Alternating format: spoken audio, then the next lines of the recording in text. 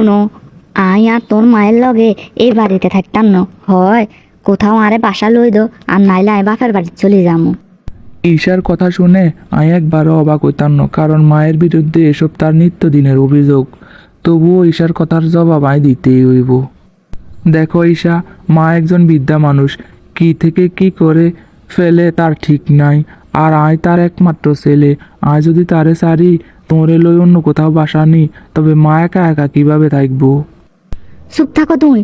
আমি যদি জানতাম তোর মা এতটা দজ্জাল টাইপের মহিলা, তাহলে কখনো তোর মা তোরে বিয়ে করতে আমি রাজি হইতাম না। শুধু শুধু আর নামে কতগুলা মিথ্যা অভিযোগ করছে তোমার কাছে। সারাটা দিন তো ওই শরীর লই শুয়ে বসিয়ে থাকে, সব কাজ তো আইও করি, তারপরেও এত বড় বড় কথা কি? হ্যাঁ, ওর বক বকানি আর ভাল লাগেন না। যাইয়ের গই আয় রুম এতুন। মা, তোমার শরীরটা কেমন? বালা, কি আমার নবাব জাদি তো আর নামে অনেক কিছু কইছে তোরে, তাই না? ওই মাইয়ার বাত আমি খাইতাম ন, হয়তো ওই মাইয়া এ বাড়ির থেকে বার করে দিবি, নয়তো তুই সব বার হয়ে যাবি। কত বড় সাহস, কিছু কইলে মুখের উপর উত্তর দে। এসব মাইয়ার গো বাপ মা রে আসল দোষ। হ্যাঁ, মাইয়ারে তারা সঠিক শিক্ষা দিয়ে শ্বশুর বাড়িতে হারাইতে হারেন। ঈশারে বিয়ে করছিলাম মায়ের পছন্দ হয়ে।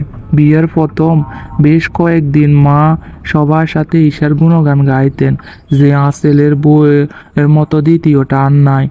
প্রতিবেশীরা মায়ের মুখে ঈশার প্রশংসা যে মুনি যে বালা জানতো। কিন্তু কয়েক মাস পরেই কিল্লাই যে মা আর ঈশার দা কুমড়া সম্পর্ক তৈরি হয়েছে, আমি কিছুই বুঝলাম না। প্রতিদিন যখন অফিসের তুন ফিরতাম, তখন দুজনের ফাল্টাফাল্টি অভিযোগ শুনে আমি একেবারে ডিপ্রেশনে চলে যাইতাম। কিন্তু এত কিছুর পরও যে আমি কাউরে কিছু কইতাম না, কারণ আমি যদি মার পক্ষ লই যাই তাইলে ঈশা আর লগে সম্পর্ক ফাটাল ধরব, আর ঈশার পক্ষ নিলে মায়ের লগে আর সম্পর্কের ফাটল ধরব। আই বাড়িতে থাকতাম ন, জিনে ছেলের বউ নিজের শাশুড়ির সম্মান দেয় না, উল্টা মুখের উপর কথা কয়, হিনে আই নিজের কিছুতে নিচু করার কোনো মানি হয় না। কাল্লায় আই আর বাইর বাসা চলে যাবো। আল্লাহ, কাল বৈশাখী জ্বরের আবার শুরু হয়ে গেছে। কিটা কইছে না আন্নে? আই আন্নারে সম্মান করি না? সারাদিন যে পায়ের উপর পা তুলি খান, আর আই সব কাজ করি, এটা কে কইব? হ্যাঁ, আন্নের মতো এরকম দজ্জালের লগে কোনো ছেলের বউয়ে থাকতে পারে না। দেখছস দেখছস, তোর বউ কেমনে মুখের উপর কথা কয়? হ্যাঁ হ্যাঁ, এখনই তো বউ ফাই মারে ভুলি গেছস। হ্যাঁ, বউকে আর কিতা কইবি, বউ লই থাক, আই কাইলে চলে যামু। তোর মারে এবারে তো যাইতো অন লাগতো না, আই নিজে কাইলা চলে যাবো, তোর মারে লই থাকো। বার্গারের দুই পাশে রুটির মাঝখানে যেভাবে চিকেন চাপা দেয়া হয়, আই ঠিক এভাবে পড়ে আছি। কার পক্ষে কথা কমু এটার আগা মাথায় খুঁজি হাইয়েন না। ঝগড়া তো ক্রমশই বাড়িয়ে চলছে। কিতা কইতাম? হ্যাঁ, চুরি দি জ্যাম লাগাইয়ের হাতে কাড়িয়ালাম নিজের। এ কি করছো? আতকাইছো কিল্লাই? উমা গো, হাত কাটি গেছে, বৌমা তাড়াতাড়ি সেবলোনান তুলা লই আইও। কিভাবে হয়েছে, কেমনে রে হয়েছে?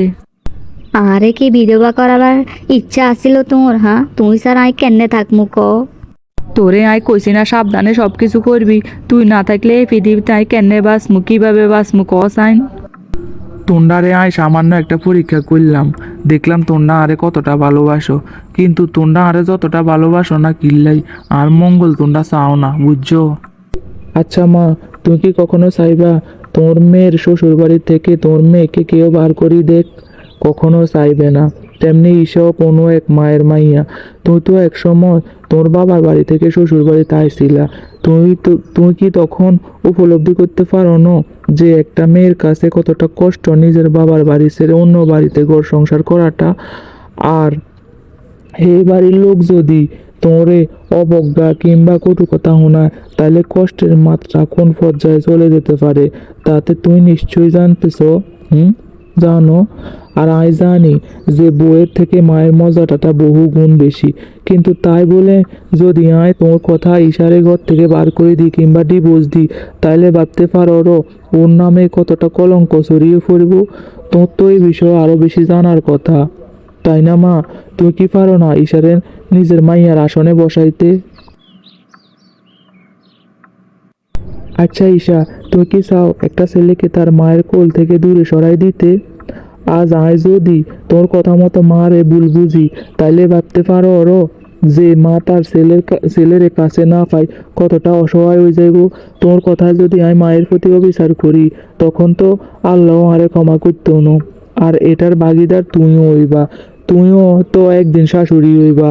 আর সেদিন যদি তোর ছেলে তার বউয়ের কথা তোরে বলবু যে দূর দেশে পাড়ি জমায়, তখন কি সেটা মানে নিতে হারবা? তুমি কি চাইলে আর মায়ের আসনে বসাইতে পারো না? তোমরা তো উভয় মাইয়া জাতি আর মায়ের জাত, তাইলে এই একই জাতির মধ্যে এত কোন দল কিল্লাই কইতে পারো? আরে এক মা কি আরেক মায়ের ক্ষতি কখনো করতে চায়? হ্যাঁ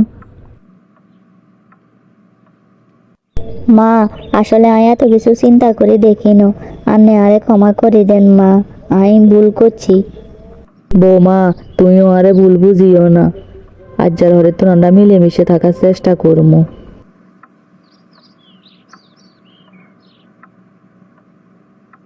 সেদিনের পর থেকে ঘরের মধ্যে ঝগড়াটা দূরের কথা, সামান্য টু শব্দ শুনিনি।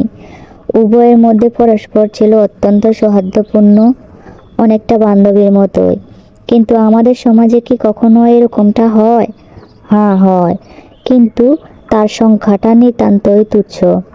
আমরা কি পারি না এরকম বউ শাশুড়ির কোন্দল এড়িয়ে একটি সুন্দর পারিবারিক বন্ধন কামনা করতে? সেই প্রশ্নের উত্তর না হয় আপনারা রায় দিয়েন।